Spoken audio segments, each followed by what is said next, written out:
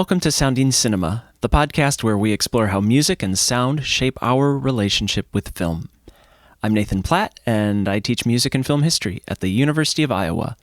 In our fourth episode, we continue a conversation begun in episode 3. There, I sat down with 4 students to discuss Jacques Demy's 1964 French New Wave musical, The Umbrellas of Cherbourg. Mon amour, mon amour.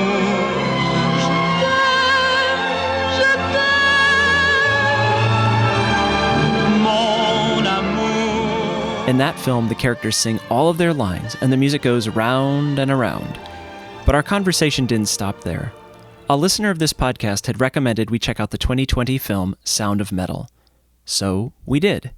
And we found there a film that paired with Umbrellas of Cherbourg in ways that surprised us. If Umbrellas of Cherbourg douses our ears with unceasing melody, Sound of Metal hits the listener with a shot of really loud music before ripping it away, leaving us and the film's main character struggling to find balance in a much quieter world. But Umbrellas of Cherbourg and Sound of Metal are more than a study in contrasts. There's some surprising connections, and we're eager to share those with you. One quick note, some of the sonic details in Sound of Metal are really soft and subtle. We've tried to include some of those moments in the podcast, but depending on your listening space, you may only hear a few seconds of quiet. If that happens, no worries. We're still here. And if Sound of Metal teaches us anything, it's that some moments of quiet are never a bad thing. Darius Marder's 2020 film, Sound of Metal, was nominated for 6 Oscars and won for Best Sound and Best Film Editing. It stars Riz Ahmed as Ruben Stone, who is already in love at the beginning of the movie. Ruben is a heavy metal drummer, and his soulmate is guitarist and duo partner Lou, played by Olivia Cook.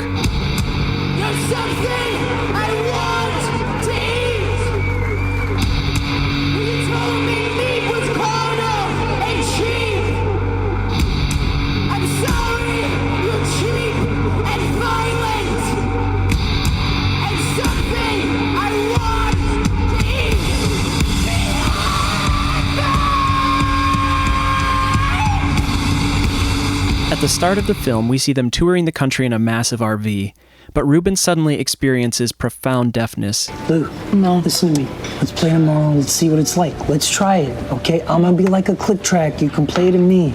No. Huh? You can it's different, but it is what it is, Lou. We have a tour book, Lou. No. It doesn't matter. Yes, we do. It's not safe. It's not safe. Suddenly, his music and his relationships are veering sharply off the road. Lou helps Ruben check into a deaf community ministered by Joe, played by Paul Raci. From Joe, Ruben begins learning about how those who live with deafness do not consider their condition a loss, so much as a different form of being. I wonder, all these mornings you've been sitting in my study. Sitting.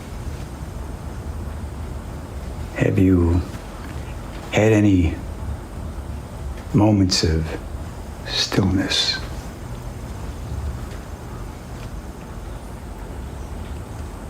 Because you're right, Ruben. The world does keep moving. It can be a damn cruel place. But for me, those moments of stillness, that place, that's the kingdom of God.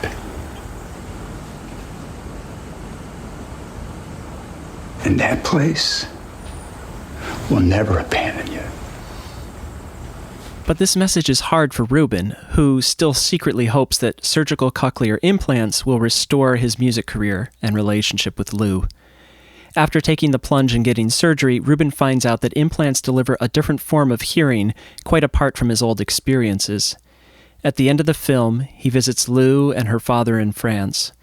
As father and daughter sing at a house party, Ruben tries to listen, attempting to discern messages he is perhaps reluctant to hear. Now, Sound of Metal may seem far afield from Umbrellas of Cherbourg, but in watching these films back to back, we realized that they spoke to each other in some unexpected ways. They're interested in different kinds of realism. That's Cecilia Kryzda, a graduate student in communication studies who is interested in visual manifestations of sound in pop culture. But sonically, Umbrellas is not a realist film. Okay. Yes. Yep. Thematically, it's a realist film. Sound of Metal is thematically realist, I would say, in the sense that it's exploring a conflict that people may experience in real life, and thinking of the ways in which someone in the real world might handle these issues. Right? It's not a flight of fantasy. However, the realistic ear sounds are really, really realistic. I mean, I haven't experienced significant hear loss. And I was so grateful that I hadn't after watching this, because I was so like, wow, getting an implant is not the same as recovering your hearing. And you can never recreate it, right? When I was listening, I thought that I was experiencing it. When you have that ringing in your ear, I thought that was my own ear. And I was like, I should be really careful. And then I noticed there was actually the soundtrack. So it's mixed so much like your actual ear. So the logic here is that both films force the viewer and the listener to learn how to hear in a world with different rules. And the different rules in Umbrellas are, it's a fantasy world in which everyone is singing all the time. You have to become used to that world, and they aren't going to help you out by doing this like Hollywood musical thing where, oh, we're on a stage. Oh, here's a hat. Oh, and now there's a piano and I'm dancing and singing, right? You have to just become immersed in this world, and it's like strange, yes. Right? And you have to accept that and move with it. Similarly, you're put in Ruben's space, and it's the experience that he has when he loses his hearing and then goes to this deaf community is an experience of cultural immersion. It's like going to a different culture, and all of the difficulties, challenges, and adaptation that you go through. So you're more aligned with Ruben in this case, right? You are in Ruben's head, literally sometimes. And you learn the rules of this new world, a world which exists in real life, which is to say the world of someone who loses their hearing. One of the worlds is the deaf community. The other world is the non-deaf community world. Well, and I think really related to those worlds is sort of this realization of the power of music, whether it's present or not, to make on-screen characters relatable or not. That's Rebekah Erdman, a musicology doctoral student at the University of Iowa. But also, these two worlds, because of how they're treating sound differently, I think that also helps prepare us as the viewer for the non-Hollywood standard ending where everything is resolved and it's one, we're all happy and it's happily ever after. And so like this very different use of sound elements, be it music or just loss of sound, help with that non-resolution for us as viewers. So we're already prepared for the unexpected and we're already uncomfortable. So then when that discomfort happens, it's not quite as jarring as it would be if, the musical, they didn't get together at the end,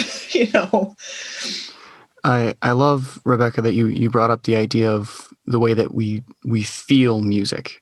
And that very much, I think, is on display in Sound of Metal. That's Noah Zahradnik, a recent graduate of the University of Iowa who majored in cinematic arts and journalism. The experience of a musician learning to understand and comprehend and even then create music in a world where he can't hear it is fascinating. And it very similar to the way that I feel about Umbrellas, it really highlights this beautiful natural rhythm that we have in the world and in everyday conversation.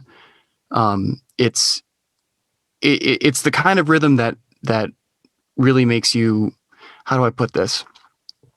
It's a natural rhythm, a rhythm that is highlighted and exacerbated in a sense through Umbrellas, and one that is taken away from you, one that you have to relearn through Sound of Music, is really what differentiates between good and bad dialogue in film in general. It's very easy to recognize when a character's comments or even a line delivery just doesn't feel right because it doesn't have that natural rhythm to it. It accentuates, both of these films accentuates sort of the musicality and again the fantasy of everyday life. one through exaggeration and the other through deprivation, frankly. It's an absolutely surreal experience. I talked a little bit about this before we started recording, but this is a film that I think hits the hardest, or it has the most impact on a viewer or even just a listener when it's an individualized experience. I was fortunate enough, I have a PlayStation 4, so I watched it at home, and I had my headphones, my noise reducing headphones plugged into the controller. So it was a very unique, singularized sort of individual experience that I was having on my own with the film. And I think if I saw this in a theater, even if it's like a smaller theater, like you see it at art house cinemas or like at Film Scene, I don't think it would have had as drastic of an impact on me. That being said, it breaks my heart that this is locked behind the Amazon Prime paywall. I think it's absolutely worth signing up for a 30-day free trial if you haven't already, but that's what I did. It breaks my heart. I think one of the biggest comparisons that I make between this and Umbrellas is that Umbrellas hits you in a way similar like a studio musical, and that it is a little bit detached from real life. Whereas this one, it's a visceral, full body experience. And the things that happen to you, the knots that you get in your stomach when you are deprived of sound, especially in situations where you know there should be sound, is a truly unique experience, that I've very rarely or ever felt in cinema. And it just highlights how versatile and how wonderful this medium is. It's absolutely incredible. The scene that struck me the most was towards the end of the film when Lou is singing with her father.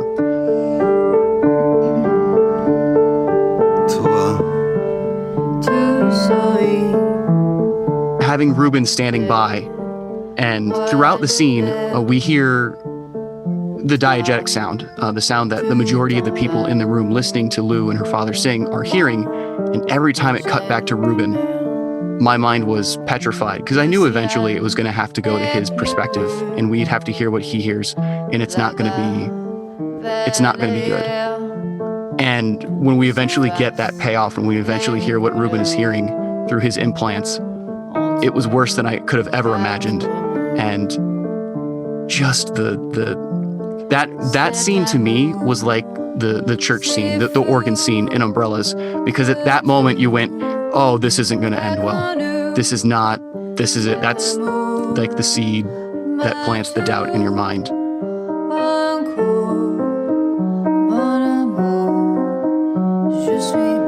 Well, and that sort of seems like Ruben's turning point, right? Up until then, he's sort of decided, like, I'm going to get these implants and my life is going to go back to normal. And then it's like, oh, like, my life is not ever going to be normal again. And he finally is forced to accept that. So, no, I agree with that. It's very similar to, like, it's this change in tone, however you want to say it, similar to that church scene.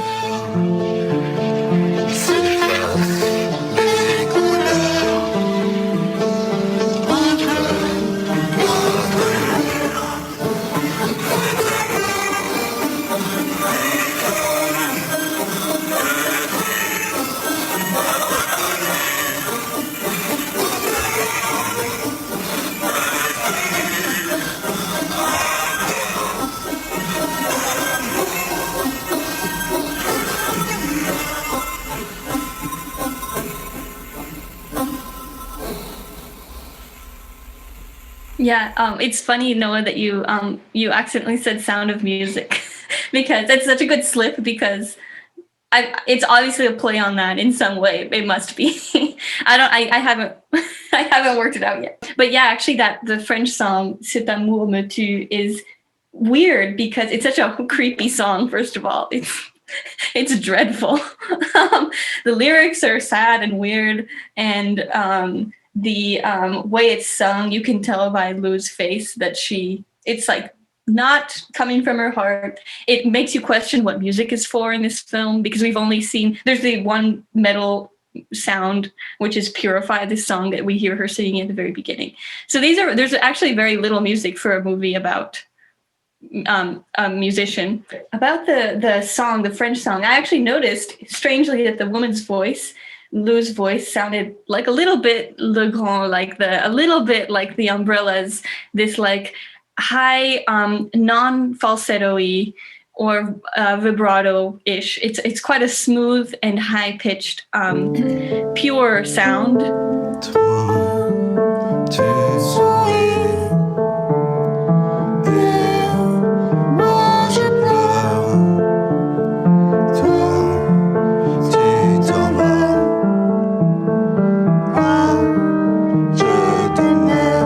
Quality also is in French. And also it's sort of this using like an old-fashioned melody a little bit, but it's a little bit twisted. So it's not a love song. It's maybe the opposite of a love song. A new other idea, which is what Noah was talking about, which is the implant and this organ, like thinking about the implant, hearing it through the implants as being the equivalent to the organ scene, which like, whoa, this is real. Like this is scary and strange. And I felt that when Ruben was walking in the city and you felt he was walking in Paris, and you could hear, it's awful the way it sounds.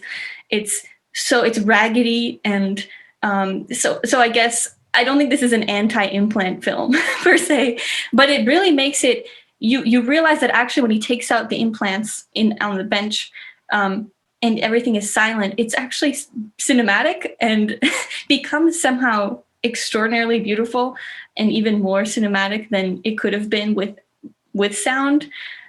So there's something poetic about no sound rather than a kind of in between, this like really weird space where he's marginalized in every way. Like he's no longer part of the deaf community when he puts the implants on, but neither is he part of the hearing community because he can't hear well and can't, exist at this party that he's at. So it's like an in-between, it's kind of a weird, uncomfortable limbo. And you can hear that. And it's so traumatizing for you to hear this, like, especially when you so want to hear it again, you so want to be part of the world. And you can't recreate the sound that you used to have. And it sounds like it's funneled through a radio that's been thrown into the Atlantic Ocean and jumbled around. I felt really sad when I heard the quality of the voice. You could see his face when he was talking to the doctor. You could see the pain of like, this is what it is. And for something that's not musical, music usually is the kind of emotional driver. For this kind of low quality sound to then affect you emotionally so much is really powerful and unique in this film, I think. So in this scene, Ruben is at the doctor's office. He sold everything that he owns to get cochlear implants, and now the implants are ready to be activated. Here we go. And he's going to hear with them for the first time.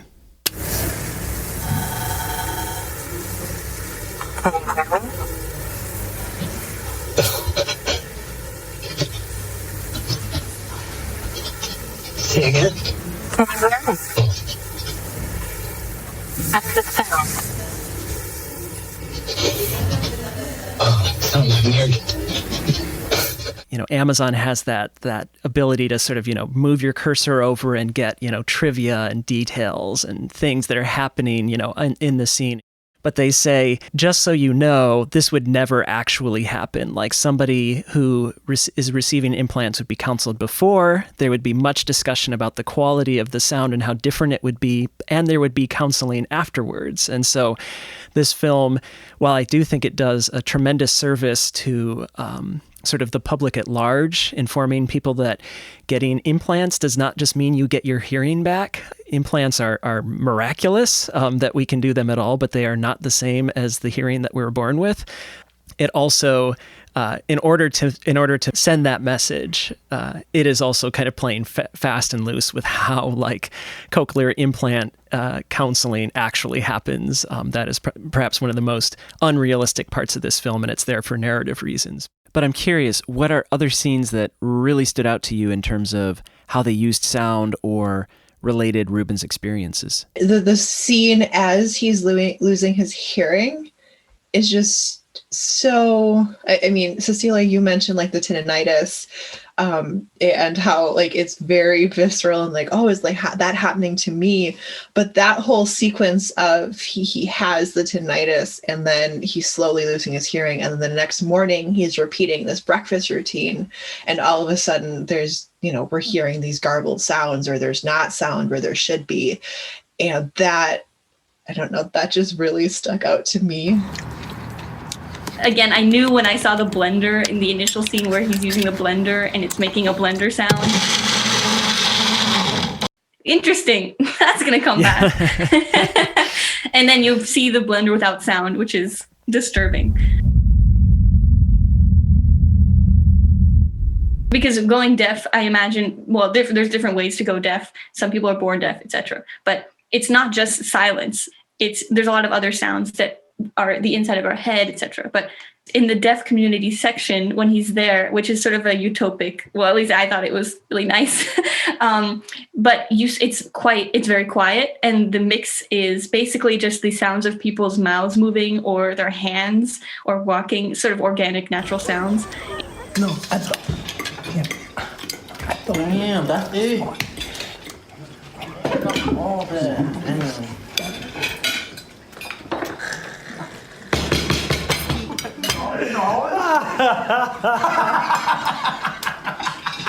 Going with kind of the things they can like hear that are in their heads. This is Anastasia Scholze, who graduated as a voice major from Iowa and is now studying musicology. I thought a scene that was really visually and sonically, it just felt kind of emotional, was when they were like in the school thing and they were watching that hip hop dancer.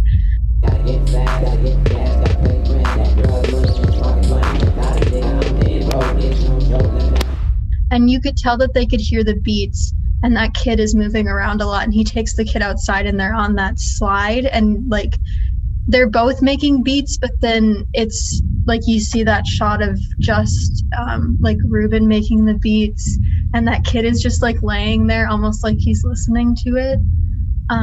And you hear it like it's inside their head. So I think that's even cooler. And then the difference between hearing it inside their head and then hearing how light it actually sounds in real life.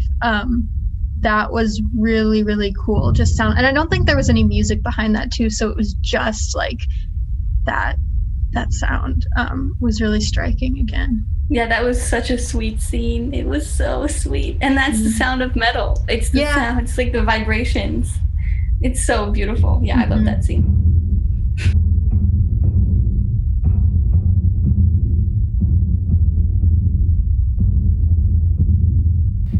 Well, and the idea that sound is not just something that we hear, that there is a tactile dimension to it, or I don't know if tactile is the right word, that we feel it in our body.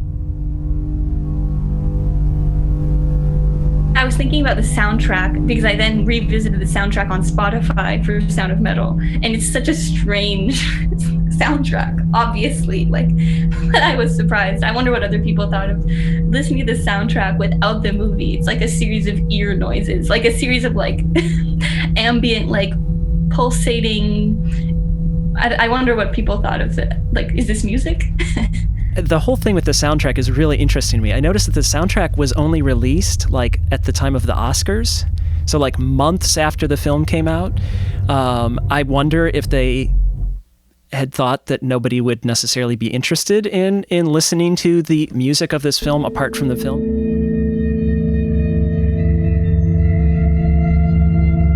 The score is by Abraham Marder, who is the brother of the director and a co-writer on the film, and Nicholas Becker, who is also credited with sound design for the film.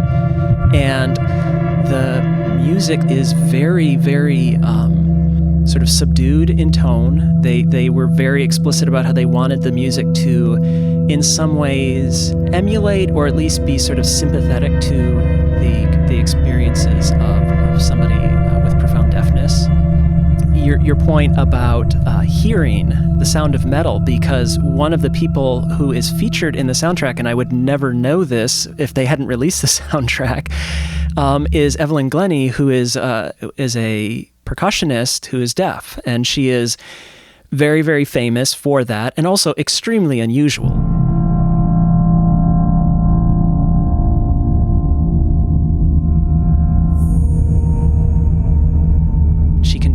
pitch by vibrations in different parts of, registered in different parts of her body.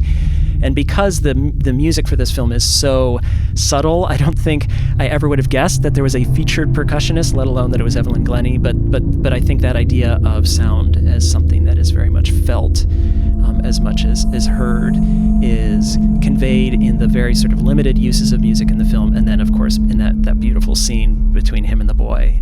That was something that struck me, like, just when I was watching the movie, because I was able to just watch it, like, on my own with my headphones and hear kind of everything. It felt like kind of a drony sound. I think it was strings. I felt like there was a difference between, like, hearing kind of the ringing that, like, you kind of hear in your own ear and hearing that drone. But then you'd kind of get used to that droning sound. It sounded like music to me, or like a little bit of a background score. But then suddenly when you hear things like you would normally hear them, you're like, oh my gosh, like, that was not supposed to be normal. That was really interesting. And I think that they kind of like stopped doing that once he got the implants in. Well, one of the things I noticed, and I heard this drones actually as sort of like distortion of, like earlier on when we have like the actual hearing portion, we get the distortion of the guitar and the microphone. And so like that to me like carried through. But in my hearing, they gradually became more musical, right? Initially, it was just like, this is distortion, this is what he's hearing, this is odd. But then as we progressed through, it's sort of, you did start to hear it as the score. At least that was my experience.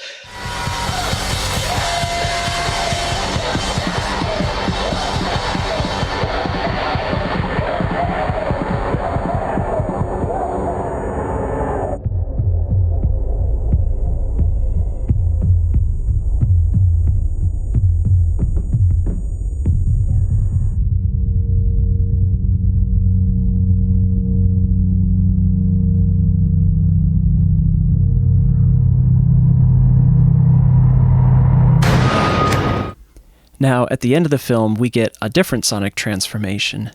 Ruben is sitting by himself on a street bench in Paris. He's left Lou with her father, and we hear the ambient street noise through the distortion of Ruben's cochlear implants. As a church bell begins to toll, Ruben sort of looks up and winces.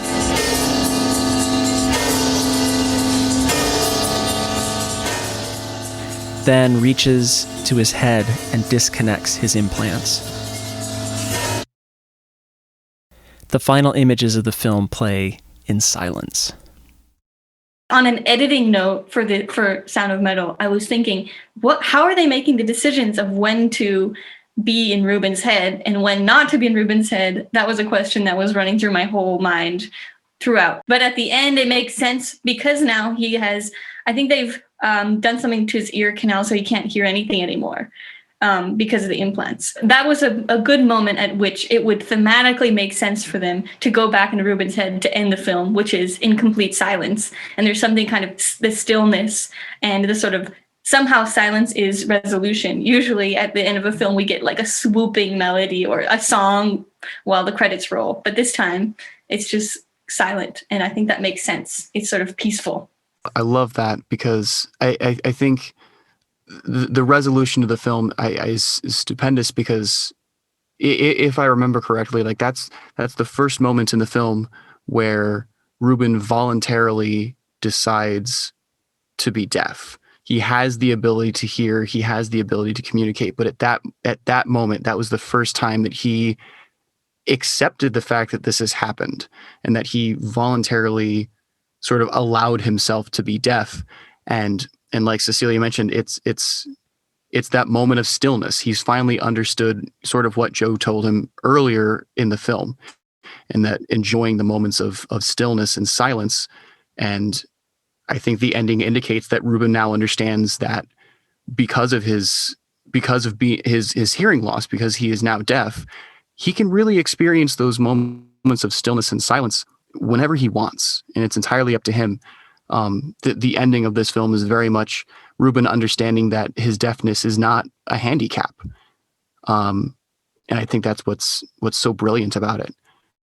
Moral of the story: please appreciate your senses wear earplugs to all concerts, and just tell your family you love them. I mean, I don't know if it's a conclusion, but just trying to tie in the two films together, I think like the lack of a solid narrative resolution that's in some ways reflected in the music and the score and the soundscapes that both films create seems to be like that connecting thread between Umbrellas and Sound of Metal.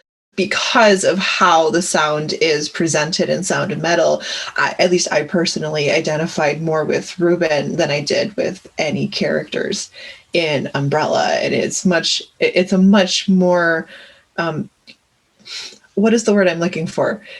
Touching is not the right word, but it's more visceral. It's, more impactful than I think being part of the fantasy world of Umbrellas is. It's very much like you finish and, you just sort of have to think like, that happened, right? How do I continue living my life? Both films are sort of showing us like what film sound can do in terms of helping us to imagine and experience things that are utterly detached from what most people experience as sort of, quote, normal hearing and normative reality. And so on the one hand, yes, we can create a world where everybody sings.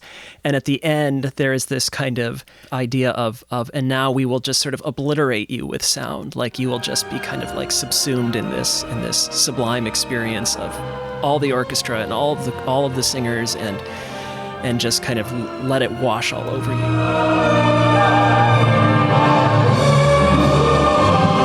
Sound of Metal, gives us another sublime and like Noah was saying, Joe, the character, has kind of, cued us to think of this as the most important sound in the world, which is just like utter stillness, utter silence. Obviously, that's something we can recreate ourselves by plugging our ears in a quiet room. But having the story of Ruben to bring us to that moment, to see him voluntarily embrace silence as a means for some kind of deeper connection, that's really powerful.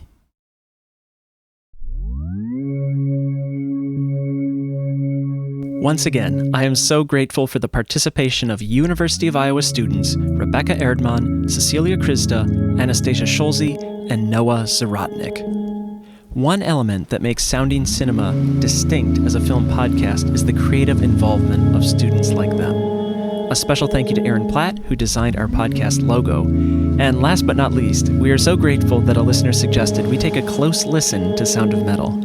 That was a great idea. You can learn more about the podcast and contact us at soundingcinema.com. We're also on Instagram at Sounding Cinema and Facebook at Sounding Cinema Podcast. And if you are enjoying listening, help others find the show by subscribing and/or rating the show on iTunes or Apple Podcasts.